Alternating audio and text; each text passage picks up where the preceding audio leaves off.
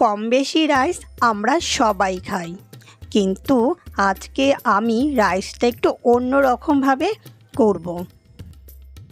আপনি চাইলে এই রাইসটা ঠাকুরের ভোগ হিসাবেও করতে পারেন। সম্পূর্ণ নিরামিষ, কিন্তু খেতে লাগবে অসাধারণ। চাইলে আপনি সন্ধেবেলা টিফিন হিসাবেও করতে পারেন বা স্কুল অফিসেও টিফিন হিসাবে নিয়ে যেতে পারেন। নমস্কার সবাইকে, পলাশ কিচেন বেঙ্গলে আপনাদের সবাইকে স্বাগত। আমি পলাশ বলছি। আশা করছি আপনারা সবাই ভালো আছেন, আমিও ভালো আছি। আবার আপনাদের জন্য নিয়ে আসলাম নতুন ধরনের একটা রাইস, কোকোনাট রাইস। এই কোকোনাট রাইসটা খুব তাড়াতাড়ি হয়ে যায় এবং খুব সামান্য উপকরণ দিয়ে।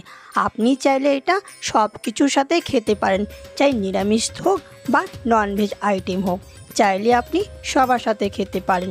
তবে চলুন আজকে শুরু করছি নতুন একটা রেসিপি, কোকোনাট রাইস।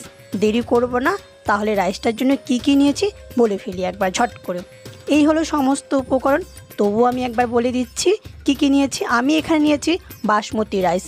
আপনি চাইলে রেগুলার যেটা রাইস ব্যবহার করি সেটা দিয়েও করতে পারেন। নারকেল একদম গ্রেট করে নিয়েছি। আপনি চাইলে বাজার থেকে শুকনো নারকেল কিনতে পাওয়া যায় গ্রেট করা, সেটাও নিতে পারেন। সাদা তেল নিয়েছি, আপনি চাইলে অবশ্যই ঘি ব্যবহার করতে পারেন।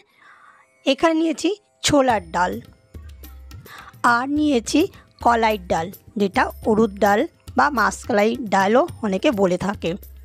কালো সর্ষে নিয়েছি, তাল লঙ্কা, এই লঙ্কাটা একটু ঝাল হয়। কারি পাতা, কারি পাতা আশেপাশে পাওয়া যায়, না থাকলে বাজার থেকে কিনে নেবেন। চিনে বাদাম, আর লাগবে আদা কুচি, লবণ। লবণ না দিলে তো তার গুণ গাইতেই পারবেন না। আর নিয়েছি কাঁচা লঙ্কা।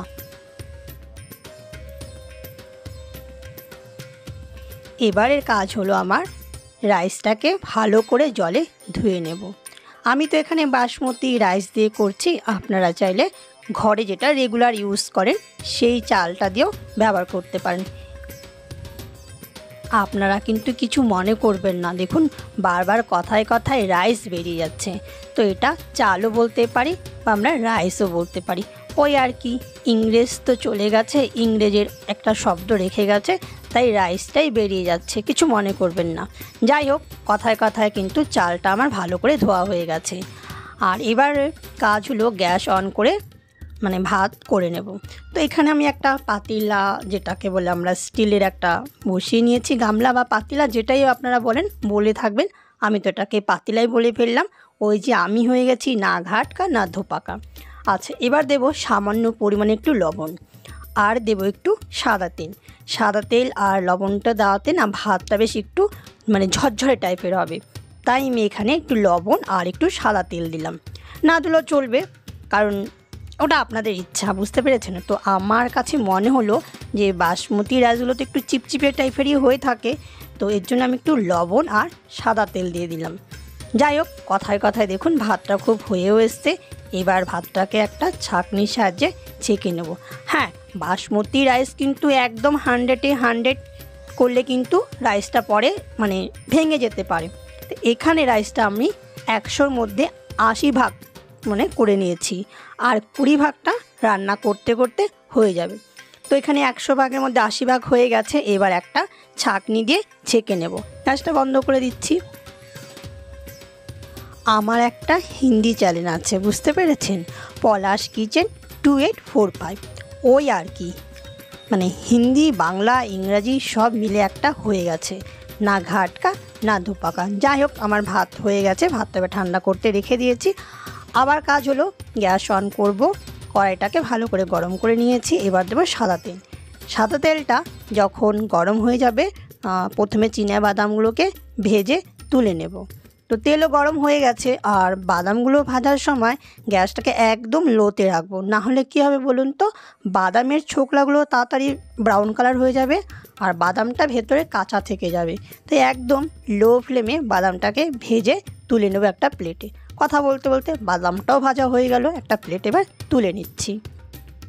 ওই বাদাম ভাজার তেলের মধ্যে দেব ছোট 1 চামচ মানে তার হাফ কালো সর্ষে, আর দেব গোল গোল লঙ্কা যেটাকে আমরা তাল লঙ্কা বলে থাকি, আর দেব হচ্ছে কি বলুন তো কলাইয়ের ডাল, আর দেব ছোলার ডাল। ব্যাস ছোট ছোট 1 চামচের কলাইয়ের ডাল, 1 চামচ ছোলার ডাল। এবারে দেব আদা কুচিটা। এবার একদম লো ফ্লেমে এগুলো ভেজে নেব। দেব কারি পাতা। কারি পাতাটা যদি আপনাদের বাড়িতে না থাকে, দেখবেন আশেপাশে অনেকের বাড়িতে কারি পাতা থাকে, সেখান থেকে না একটু নিয়ে নেবেন। আচ্ছা, এবারে দেব নারকেল যেটা গ্রেট করে রেখেছিলাম। অনেকের বাড়িতে নারকেল নাও থাকতে পারে, কিন্তু আজকাল বাজারে দেখবেন শুকনো নারকেল, এরকম গ্রেট করা নারকেল পাওয়া যায়। আচ্ছা, নারকেলটাও ভাজা হয়ে গেছে, বাদামটা তো ভাজা ছিল, সব কিছু দিয়ে ভালো করে মিশিয়ে নেব। 3 থেকে 4 মিনিট লাগবে এটা ভাজতে, কাঁচা গন্ধটা চলে যাওয়ার জন্য। আচ্ছা, এবারে দিয়ে দিলাম চেরা কাঁচা লঙ্কা আর মিশিয়ে নেব সবার সাথে। এবারে লবণ দেব স্বাদ মতো। লবণ না দিলে কিন্তু লবণের গুণ গাইতে পারবো না। সব কিছুর শেষে কিন্তু ওই লবণেরই গুণ গাইতে হয়। লবণ বেশি হলে লবণ বেশি হয়ে গেছে, লবণ না হলে লবণ হয়নি, ওই আর কি। আচ্ছা, হয়ে গেছে সব কিছু মেশানো। এবার যে সেদ্ধ করে রেখেছিলাম, মানে ভাত করে রেখেছিলাম, সেই ভাতটা এবার দিয়ে দেব। আর খুন্তি দিয়ে খুব আস্তে আস্তে নাড়াচাড়া করব, না হলে ভাতগুলো ভেঙে যাবে। বাস মিডিয়াম ফ্লেমে করে দেব। এইবার 5 থেকে 6 মিনিট এটাকে রাখবো, আর খুব আস্তে আস্তে নাড়াচাড়া করব যাতে ভাতগুলো ভেঙে না যায়। যাই হোক, রাইসটা দিয়ে 5 থেকে 6 মিনিট একটু নেড়ে চেড়ে নেব। তাহলে এবার 5 থেকে 6 মিনিট হয়েও গেছে, গ্যাসটা বন্ধ করে দেব। তৈরি হয়ে গেছে আমার কোকোনাট রাইস। এই কোকোনাট রাইসটা কিন্তু সাউথ ইন্ডিয়ান, এই সাউথের ল্যাঙ্গুয়েজ এটাকে থাঙ্গাই সাদাম রাইস বলে। আপনি চাইলে এটা ঠাকুরের ভোগ হিসাবে ব্যবহার করতে পারেন। আজকের রেসিপিটা যদি আপনাদের ভালো লাগে তাহলে অবশ্যই আমার চ্যানেলটা লাইক, শেয়ার, সাবস্ক্রাইব করে পাশে থাকবেন। আবার আপনাদের সঙ্গে দেখা হবে নতুন একটা রেসিপিতে পরবর্তী ভিডিওতে। পুরো ভিডিও দেখার জন্য আপনাদের অসংখ্য ধন্যবাদ। ওকে ফ্রেন্ড, টাটা।